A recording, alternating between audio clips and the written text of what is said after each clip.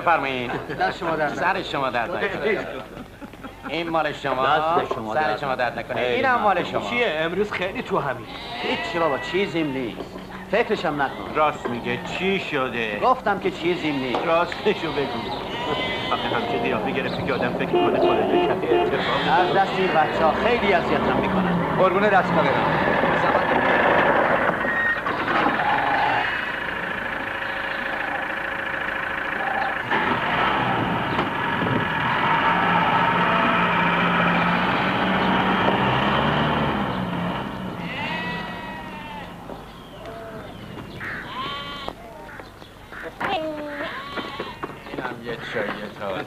بخورین کیف کنین.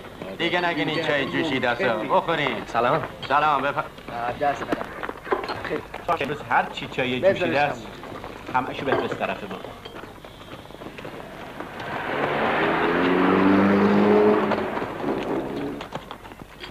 همه‌شو بخور. نه بابا چای این دفعهش واقعا خوب.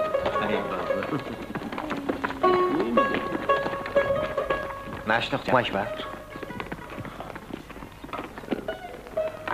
بالاش تو هستی بالاش؟ آره تویی پسرم. آره خوش آمدی. خوش آمدی. چقدر از دیدنت خوشحال شدم. منم همینطور. دنیا رو باش، من نتونستم تو رو بشناسم. ای 15 ساله که از اینجا رفتی. جا توی ده خالیه. جای همه تون خالیه، مخصوصا پدر مادرت. به دانشگاه رفتی دکتر بشی. همه اهالی میگفتن بالاخره یه روزی دکتر میشی و بده بر میگردی. اما بی مروت از دانشگاه به زندون کشیدن، درست نیمه تموم موند. آزادی از درس مهمتره اما اکبر. از همه چی مهمتره. همینطوره پسرم، همینطوره. ایشالا درسو بعدنم میشه خوند. یعنی باید بخونی. مردم بهت احتیاج دارن. تو باید دکتر بشی. باید باعث افتخار ما بشی.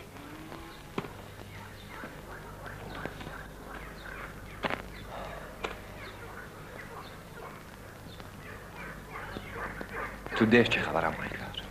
خبرای خوب پسرم، خبرای خیلی خوب. حالا دیگه خیلی چیزا عوض شده. روزای سیاه گذشت. زورگویی و مفخوری مرد.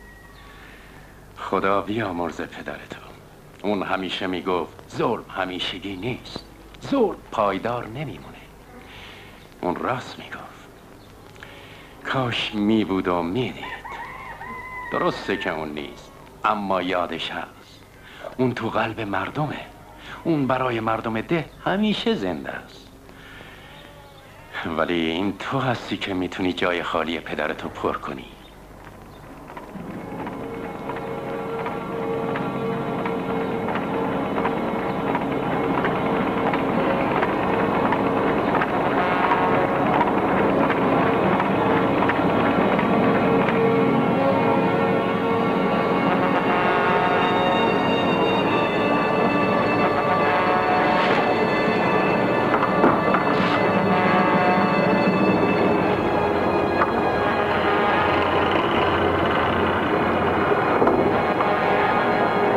اون در رو ببند.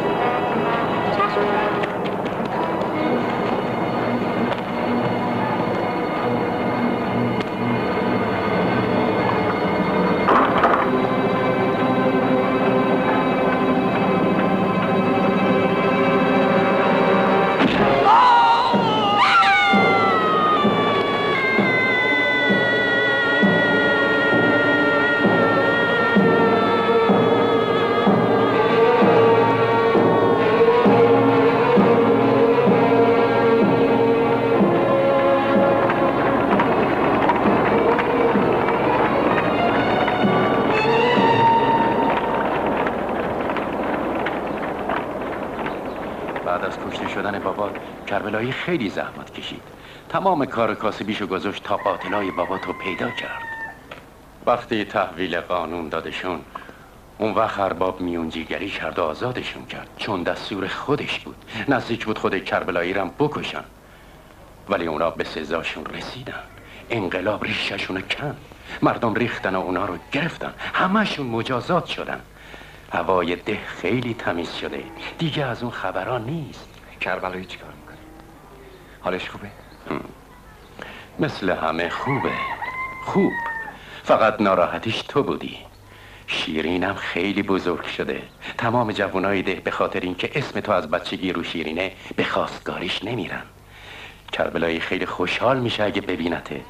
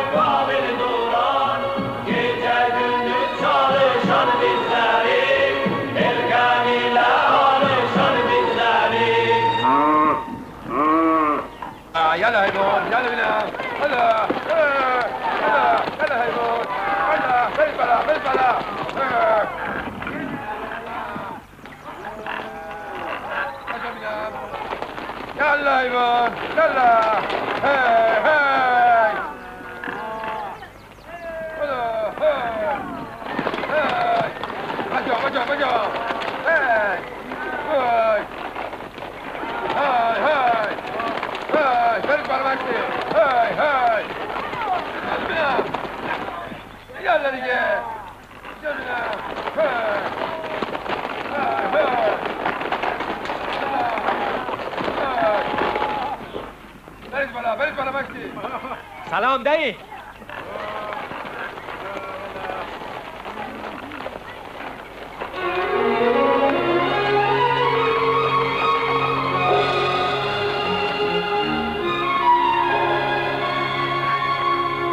خسته نباشی دایی. سلام بارا، خوش اومدی بالا.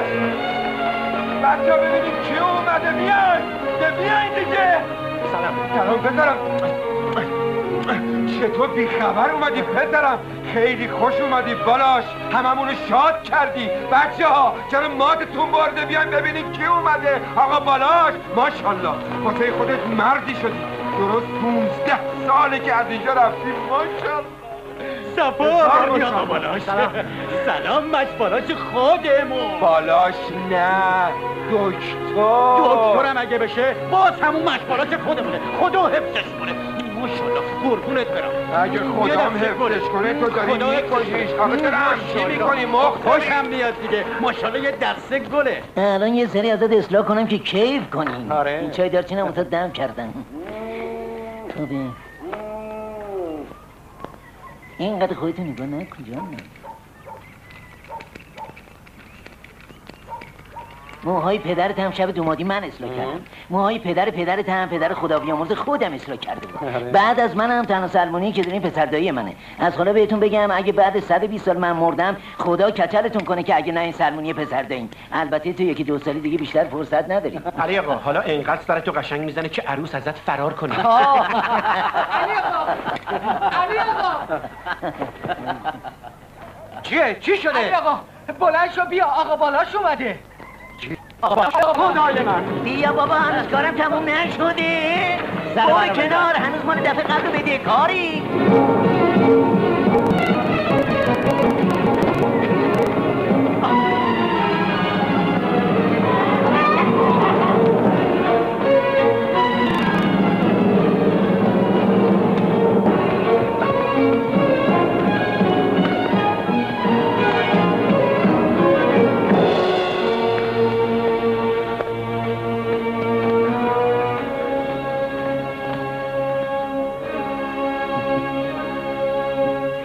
بالاش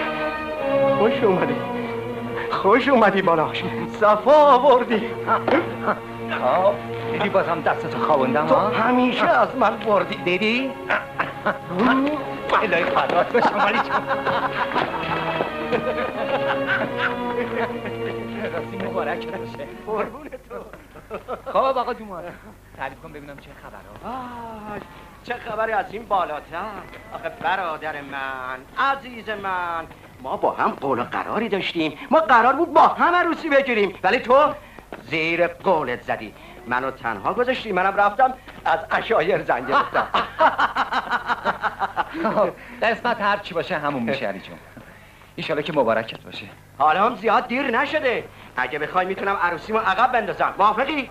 عروست که حاضره یه بله بگو کارو تموم کن دیگه. نه علی جون راستش فعلا یه خورده گرفتاری دارم. وقتی گرفتاریم تموم شد بلافاصله دست به کار. ای بابا تو همیشه بهانه میاری.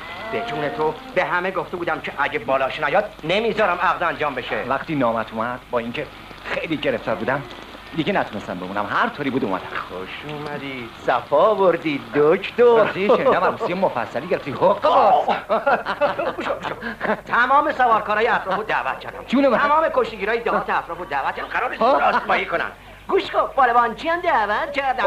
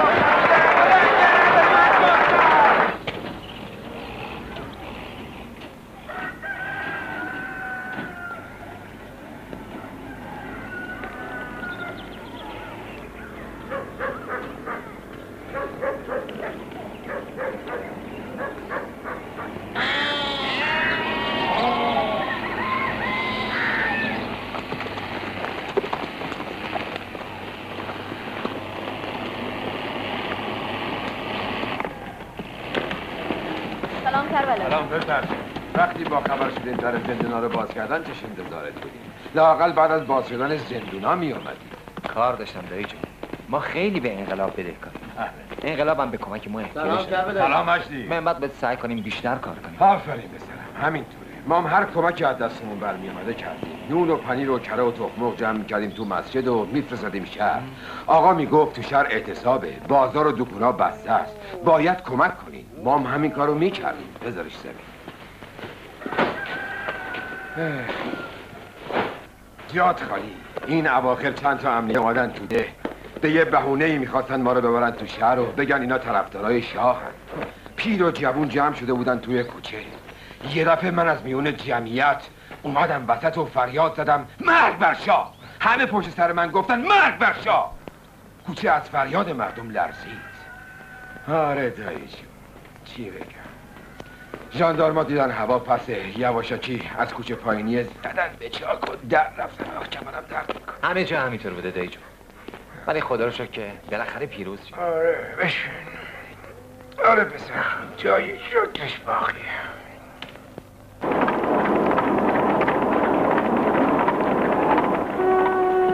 آره پسر جون، پدرت دلش میخواست اون روزو ببینه که تو واسه خودت یه دکتر شدی. شب و روز تو آسیاب کار میکرد، زحمت میکشید، میخواست به تنها آرزویی که داشت برسه. من اون موقع خیلی کوچیک بودم زنده، ولی خاطرش هنوز تو مغزمه. میتونی بگی برای چی اونو کشتم؟ ما بعد از اینکه انقلاب شد تازه فهمیدیم که چرا پدرت کشته شد. آخه اون تنها کسی بود که فهمیده بود روی قلعه قالاسی دارن زندون میسازن. وقتی از اونجا رد میشد دیده بود که دارن چه جهنمی میسازن. برای اینکه به کسی نگه اونو کشتن. زندایی همه چی رو برام بود. از خیلی جا حرف زد، خیلی چیزا برام روشن شد، ولی یه چیز برام مبهمه. و اون اینه که شما باید منو از این ابهام بیارین بیرون. بهم بگین زندون قالاسی کجاست. شما اونجا رو دیدین؟ بعد از انقلاب وقتی فهمیدن اونجا زندون بوده دسته دسته رفتن تماشا. نمیدونی بیرحما چه زندونی داشتن میساختن. این خاص خدا بوده که قبل از تموم شدن زلزله بیاد و زیر روش بکنه. راستش خیلی دلم میخواد اونجا رو ببینم. چی میگی دکتر؟ مگه دیوونه شدی؟ مگه عقلت کم شده؟ مرد اونجا جای آدمیزاد نیست. حسن حرف میخواد بره زندون قالاسی؟ بله، مثل که آقا داده به سرش. ای دکتر، اونجا پرته، خطرناکه. الان 7 روزه که یکی از چوپونای ده اطراف قلعه گم شده. خب شاید تو قلعه باشه. تو قلعه هم گشتن، اصلا غیبش زده. بیچاره پیداش نشد که نشد. بیچاره زن و بچه. حیفه دایی جون، حیفه که تا اینجا اومدم اون قلعه رو نبینم. زندون قالاسی؟ برو بابا، اصلا حرفشم نزن. مگه عقل پریده؟ یه دقیقه صبر کن ببینم کجا داری میری. نکنه میترسی؟ ترس؟ از چی بترسم؟ راش دوره، مال روه. از اون گذشته برای چی بریم اونجا؟ مگه تو اونجا رو دیدی؟ نه. پس بهتر شد، دیدنش یه ضرری نداره. بیا ببینم. آخه برای چی بریم اونجا؟ اونجا که خراب شده و رفته، یه جای خراب شده که دیدن نداره. تو از بچگی ترسو بودی. ترسو؟ کی میگه من میترسم؟ آخه وسیله رفتن نداریم، باید با اسب رفت اونجا. خیلی خب با اسب میریم. اسب از کجا بیارم؟ از پدر زنت بگیر. بابا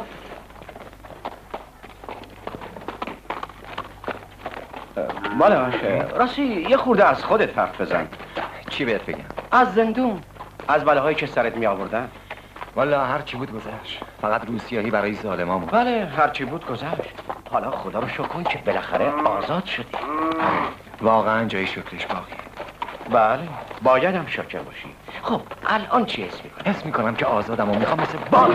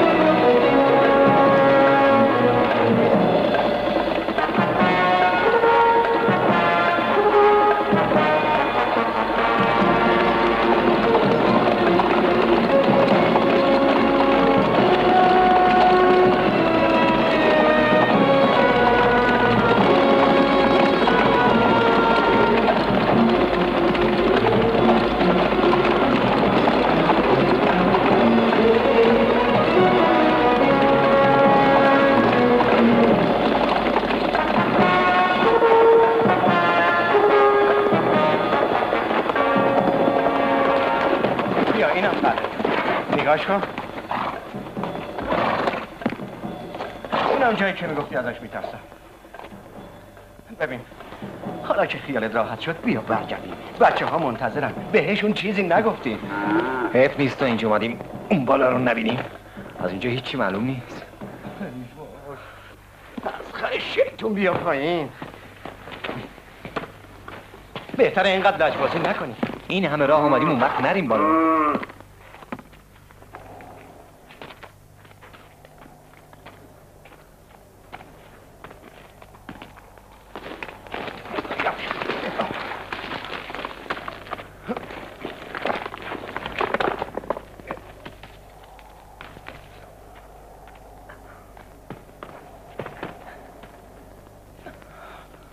بیا پسر بیا، نکنه خسته شدی ها؟ نه بابا.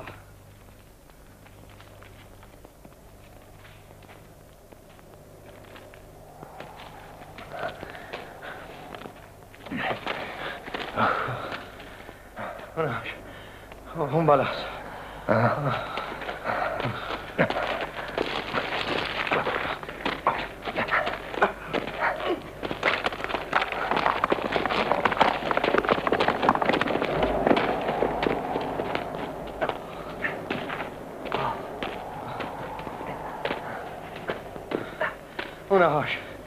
اونم قلعه قالاسی.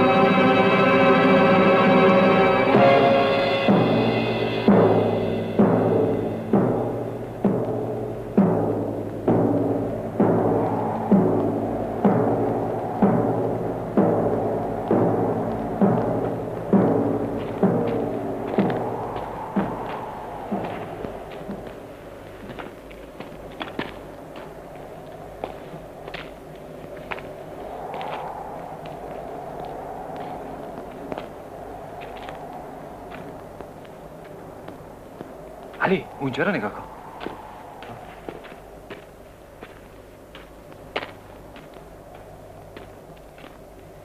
به عقل جنم نمیرسه که یه همچی جایی داشتن زندون به این بزرگی میساختن.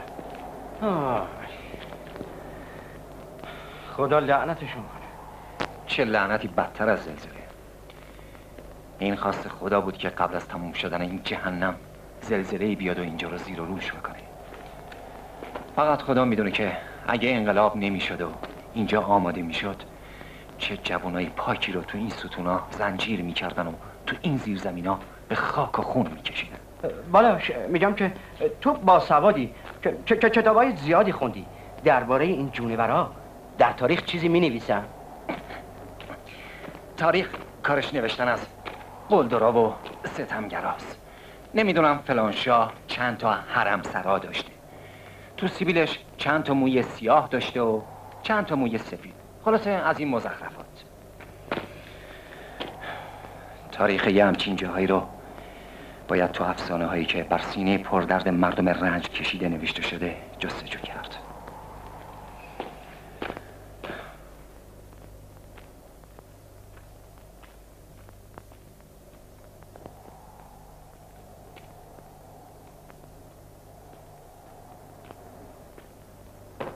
علی بیا بالا.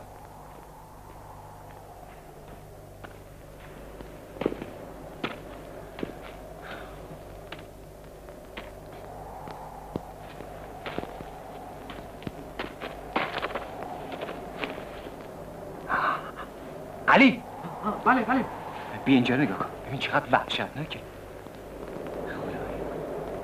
بیا بالا بیا.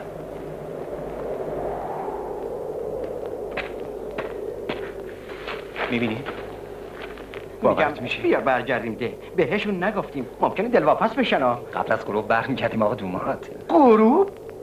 کشنگی میمیریم. مرد مومن اقلا میگفتی یه چیزی همرامون میآوردی. تو صدایی شنیدی؟ صدا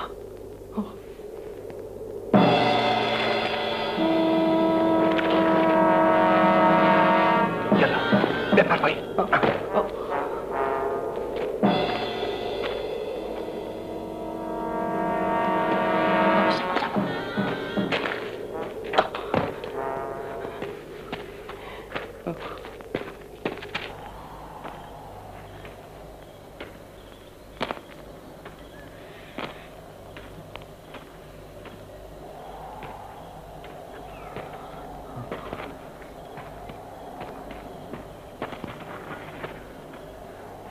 از اینجا دیگه نمیشه رفت جلو. بیا برگردیم. تو که اینقدر ترسو نبودی پسر. کاش که یه چراغ چیزی با خودمون میاد. اینقدر عجله داشتی که نذاشتی به کربلایی بگم. ببینم کبریت همراه نیست؟ آها چرا بدش بریم. بریم.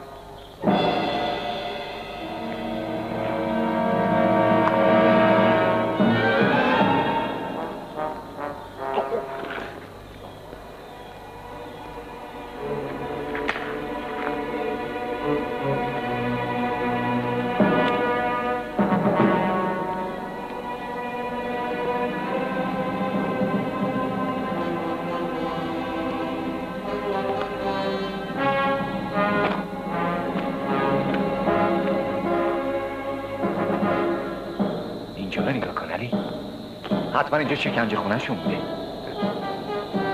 علی کجا رفتی؟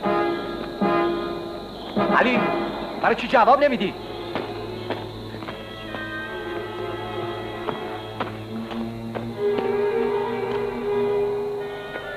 علی علی کجا رفتی؟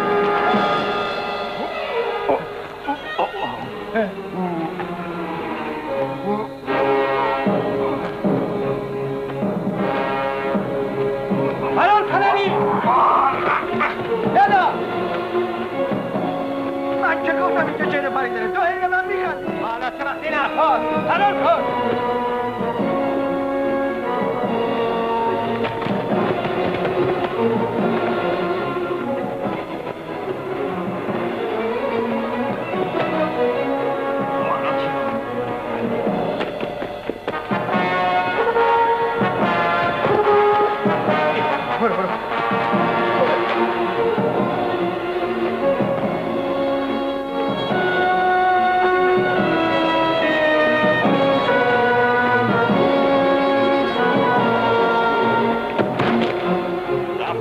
جلوشونو بگیر.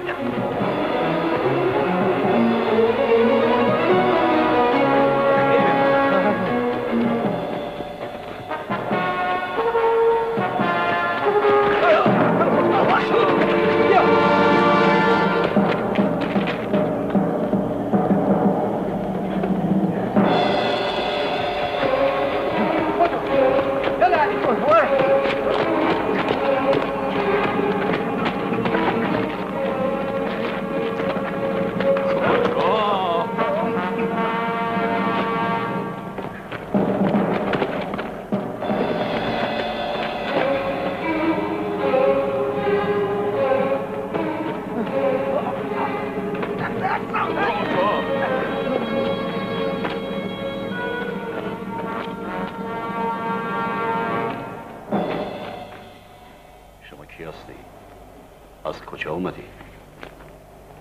از کجا؟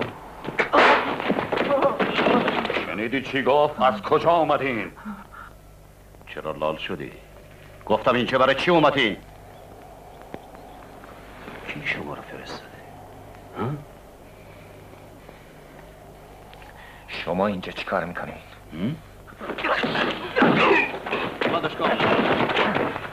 ولش کنید چی کارش دارید؟ آفشو مردنی. حالا تو بنال ببینم اینجا چی میخواستین؟ برای چی اومدین اینجا؟ برای گردش اومدیم اینجا. شما چی هستید؟ هیچی بهتون نمیگم. ما عادت نداریم جواب بدیم. ما فقط سوال میکنیم و دوست داریم جواب بشنویم.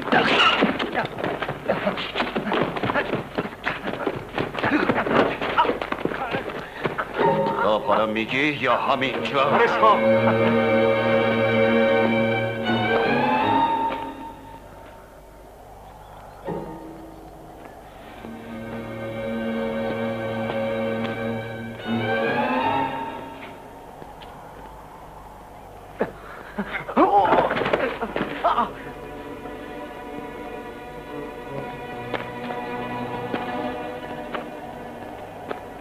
این قایم موشک بازی ها واسه چیه؟ چرا نذاشتین گورشون رو گم کنم برم؟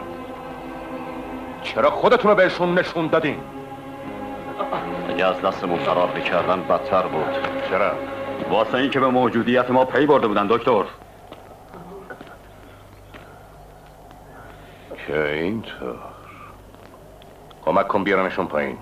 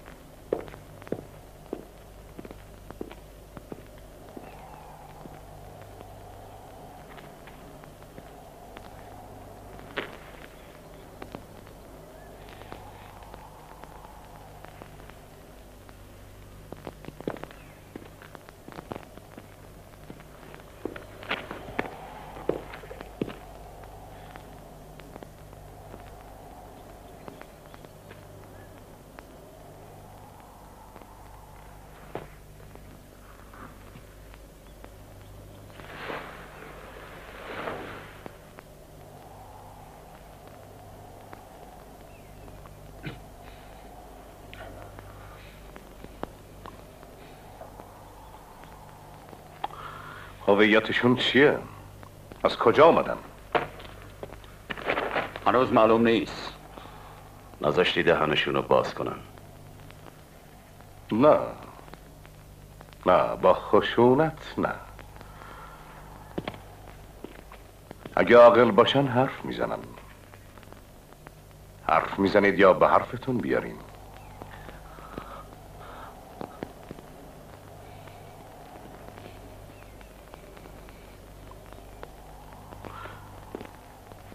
دوست داری ساکت بمونی یا اینکه به زور به حرفت بیارم؟ ها؟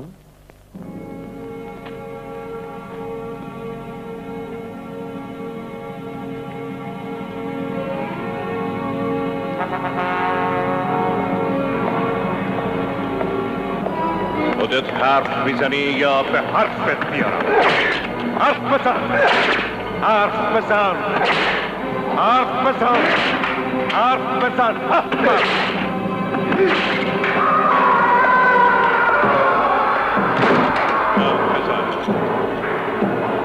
حرف بزن! حرف بزن!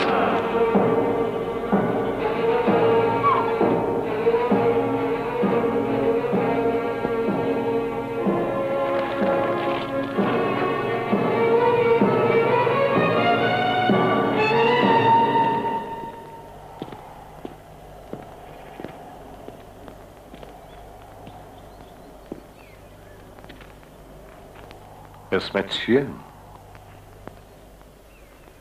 چی کاره ای؟ از کجا آمدین؟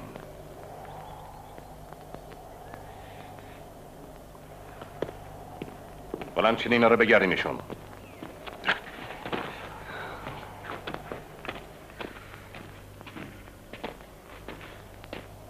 تا اونو بیار.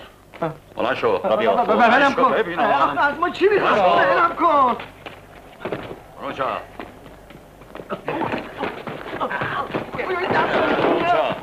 من که چیزی ندارم. دنبال چی میگردی؟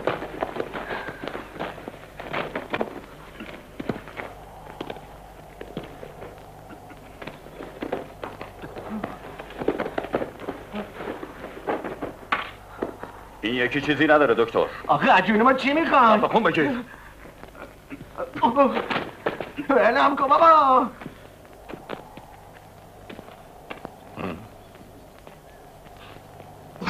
تمام. بلم کن بابا. تو که من خفه کردی. خفه کن بگیر.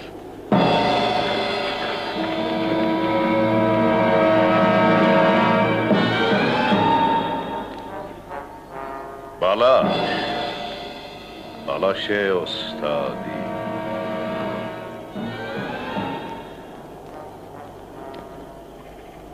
زمانه بازیای بسیار داره پسر جون.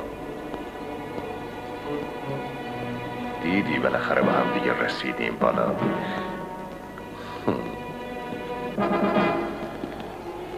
بالاش استادی، دانشجوی پزشکی. خرابکار، تروریست، عضو گروه های اسلامی، خرابکار، اخلالگر، وطن فروش، زندانی ابد.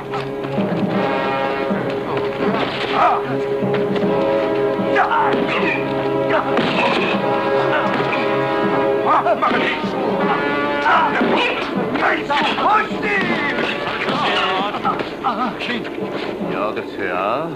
یادته بهت گفتم یه روزی به هم میرسیم پسر؟ یادته بهت گفتم قسم خوردم که ازت اقرار میگیرم؟ ولی تو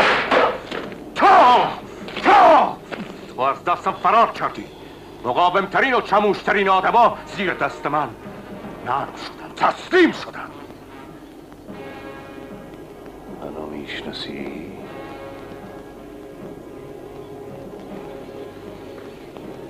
خوب به چشمای من نگاه کن. ببین منو میشناسی؟ بی شرف.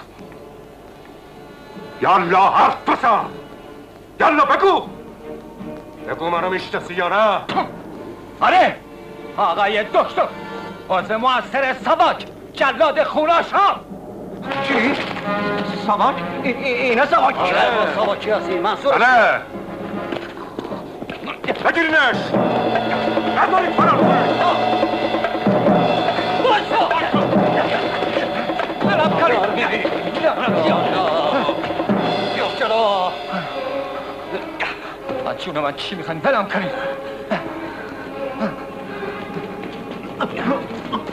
ببندشون. مراد برو اسلحه بردار.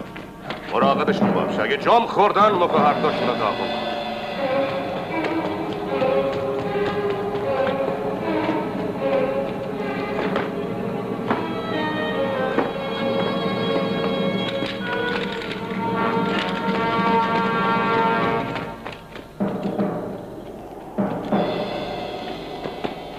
ازشون خوب پذیرایی کن، ناراحت نباش مراد.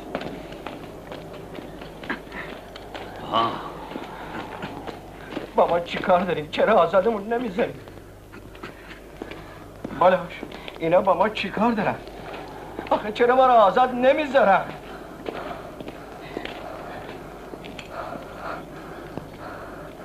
آخه اینا مثل لشکرا دنبال تومه دارن میگردن. تازه ما رو پیدا کردن.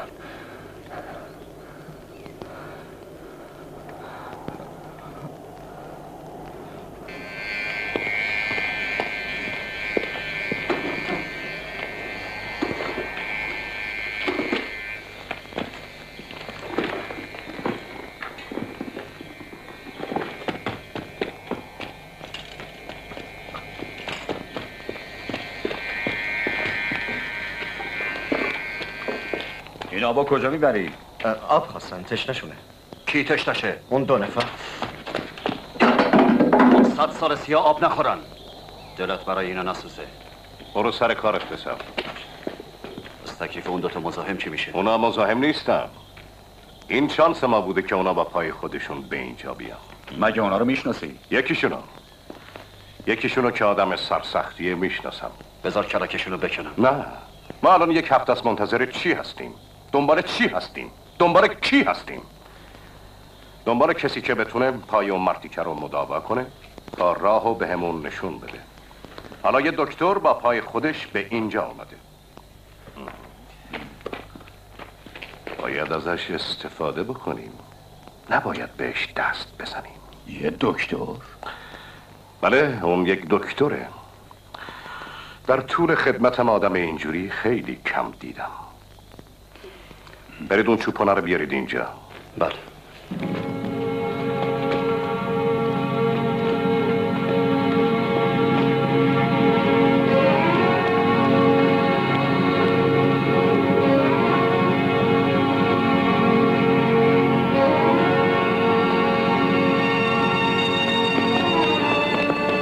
اگه تا حالا نمرده باشه خوبه. آره.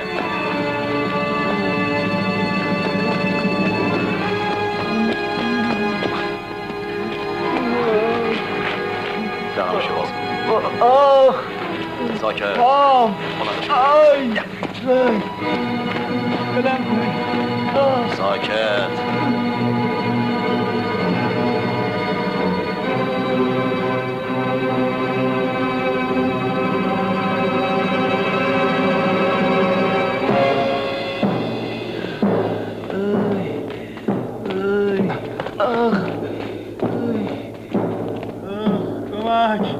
بخوابونینش رو اون تخت سنگ.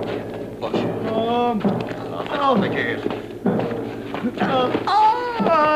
زهرمار. کمک. خدایا یکی کمکم کنه. دارم میمیرم. کمک. این قربون علیه. تو اینجا چی کار میکنی قربون علی؟ ببین به چه روزش انداختن. لعنتی ها. میشناسیش؟ آره قربون علی چوپون دهمونه که گم شده بود. الان یه هفته است که همه جا دنبالش میگردن. پس پیش این ساواکی های لعنتی بوده. شما هنوزم دست از جنایتتون بر نمیدارین؟ تمام لونه هاتون رو مردم رو سرتون خراب کردم. حالا که از ترسونا تو بیرونه های خودتون پناه بردین بازم دست بردار نیستین. آخه اون بیچاره چه گناهی کرده که به این روزش انداختین؟ میدونین چرا به این روز افتاده؟ چون خودش خواست. اونم همون کاری رو کرد که شما کردی. فضولی و دخالت به کار مردم. حالا مگه خیلی دلت به حالش میسوزه جناب دانشجوی پزشکی؟ معالجش کن. فوری و بدون چون و چرا. دستاشو باز کنید. درست میگم؟ آره باید کمکش کرد. گناه داره حیوانی. چه گوشای خوب و بزرگی داری. جون میده برای بریدن. البته اگه مثل جناب دکتر آدم حرف شنوی باشی. نه خیلی هم کوچیکه.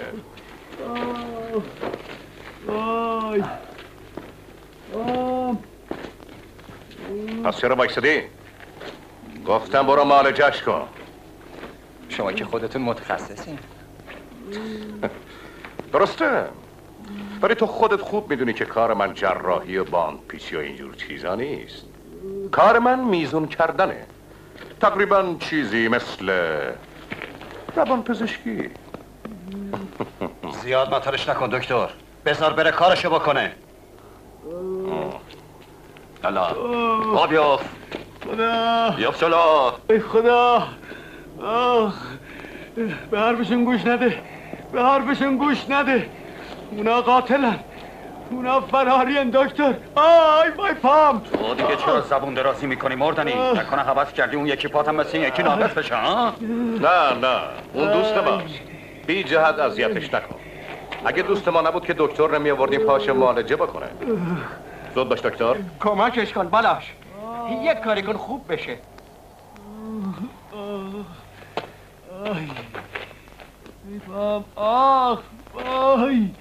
چرا پاش اینطور شده؟ حتما چیز آلوده‌ای به پاش زدیم. دوستمون حماقت کرد و به شلیک کرد. البته تقصیر خودش بود. مجبور شدیم با چاقو تیر رو از توی پاش در بیاریم. کار بدی کردیم دکتر. تمام پاش عفونت کرده. اگه همینجوری بخواد پیش بره چرک وارد خونش میشه. اون وقت چطور میشه؟ میمیره. پس تو چه کاره ای؟ چه دکتری هستی؟ خوبش کن. هیچ چاره ای نداری جز این که این چوپان رو معالجش کنی دکتر. روزگارتو سیاه میکنم اگه همین ها را شروع نکنی. یالا. من وسیله ندارم. باید اینو برسونید بیمارستان. پاش باید کاملا ضد عفونی بشه.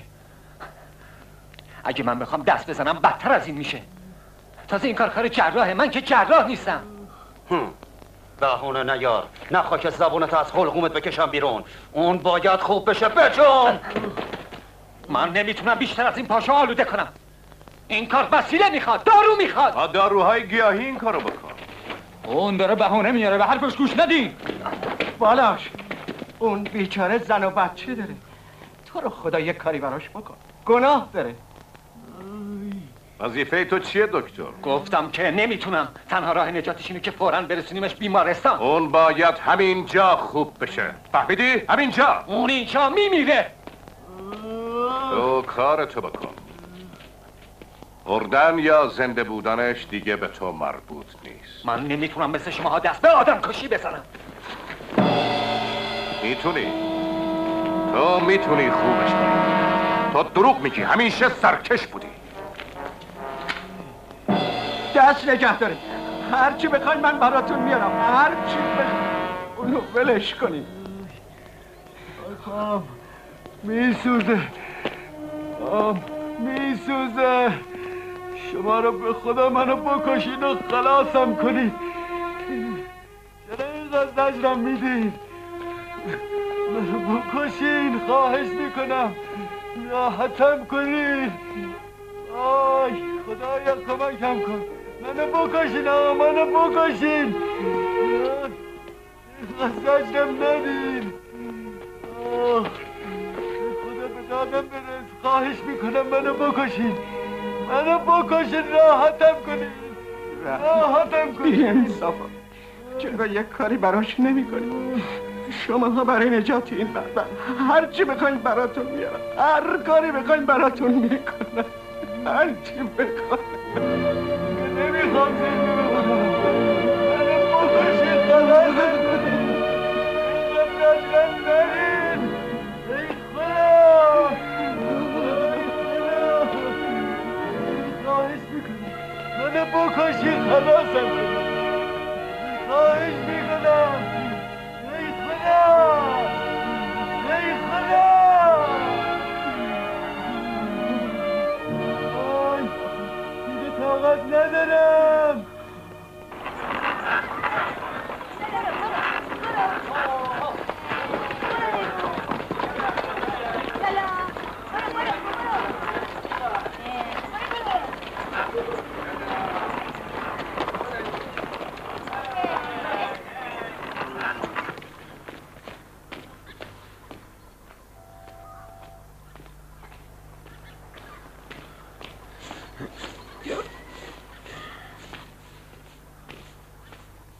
سلام، خسته نباشی. سلامت باشی. سلام بابا. سلام بابا.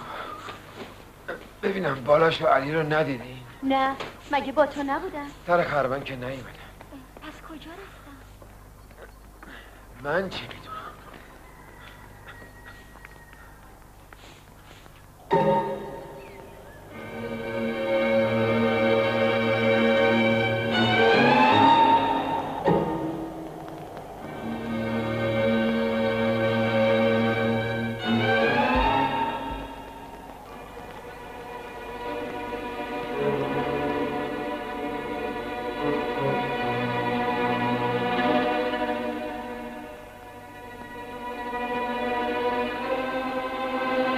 آقای دکتر.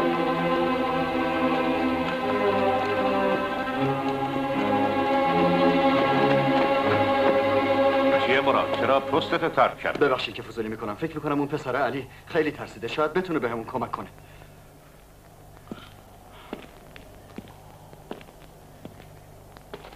چطوری؟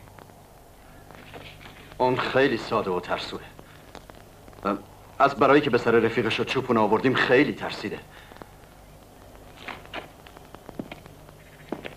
به خاطر نجات اون چوپونم که شده هر کاری بگید میکنه. اون خودش گفت هر کاری بگید میکنه. ممکنه بره لامون بده و باعث درد سر بشه. نمیشه بهش اطمینان کرد. باید یه راه دیگه پیدا کنیم. هیچ راهی جز معالجه اون چوپانه نداریم. تنها به وسیله اون میتونیم از این کوه عبور کنیم و از مرز خارج بشیم. اینطور که خودش میگفت تمام اطراف مثل کف دستش بلده. تو نباید به کسی که بهش احتیاج داشتیم شلیک میکردی. باید میذاشتی وقتی کارمون تموم شد کلکشو میکندی. چند دفعه بگم که تقصیر خودش بود. اون گفت راهو بلدم ولی نخواست ببرتمون. منم مجبور شدم.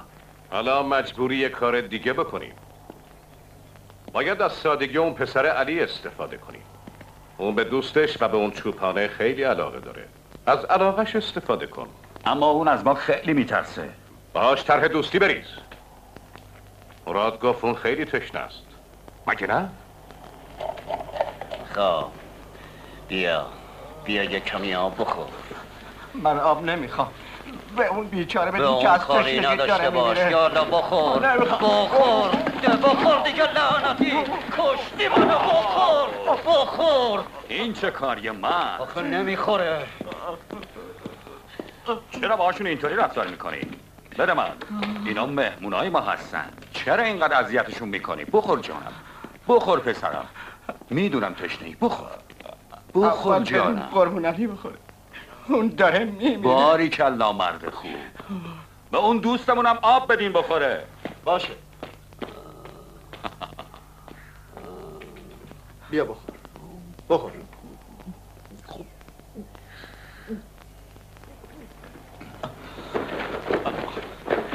دستای رفیقم هم باشه. ما که با شما کاری نداریم. اونم به چشم. راستشو بخوای پسرم، ما در مورد شما اشتباه کرده بودیم، اما اینطوری هم که خیال کردیم ما آدمای بدی نیستیم. مواظب باش علی. خفه شو. اگه یه دفعه دیگه اون دهان لاغتو واز کنی فکتو خورد میکنم. فهمیدی؟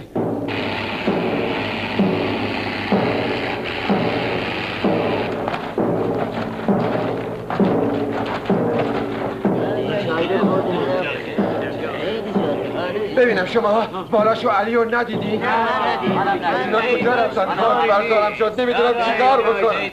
تقصیر خودش بود، درگیر شد و پاش به این روز افتاد. حالا ما که کار بدی نمیخوایم بکنیم، فقط میخوایم پاش خوب بشه برگرده بره خونش. منتها ما نمیخوایم مردم ده اون بیچاره رو اینطوری ببینن. بشین. ولی دوستت نمیخواد اون خوب بشه. اون قده، خیلی هم قده. آخه اون با دست خالی نمیتونه کاری بکنه. اون دارو میخواد. آفرین. ده منم همینو میگم. اگه اون خوب بشه همتون رو میفرستیم ده برین دنبال زندگیتون. حالا هر چی بهت میگم باید گوش کن. فقط باید یه کار کوچیک بکنی. اون وقت آزادمون میکنی. آره جونم آره. فقط تو قول بده حرفایی که بهت میگم مو به مو انجام بدی. بگو. قول میدم. برمیگردی ده یه بهونه‌ای یه دروغی سرهم میکنی که چرا دوستت همراه نیست. خودتو نشون میدی. اون وقت صبح زود میری داروخونه، نسخه دوستتو میبیچی و از بیراهه میای اینجا. حالیت شد؟ آره. حواستو خوب جمع کن. اگه برنگردی میدونی که دوست دار تو. چشم این کارو میکنم حتما. باریکلا. خلاصه کاری نکنی که اونا رم بکشم خونشون بیفته گردن تو. چشم هرچی شما بگید. از چیزایی رو که بهت گفتم مو به مو انجام میدی. یادت که نمیره؟ نه همشو انجام میدم. همشو. باریکلا پسر خوب. باریکلا. با این کار جون اون توپون دوستتون نجات میدی.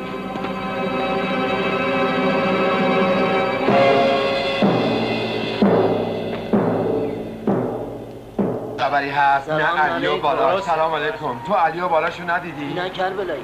خدا میدونه کجا رفتن. به دلت بد نیار کربلایی. پیداشون میشه. ما که بچه نیستیم. مختار. بالاخره پیداشون یه چیزی به ما میگفتن. بله درسته ولی پیداشون خبری نشد کربلایی. هنوز که نه. چقدر دلم شور میزنه.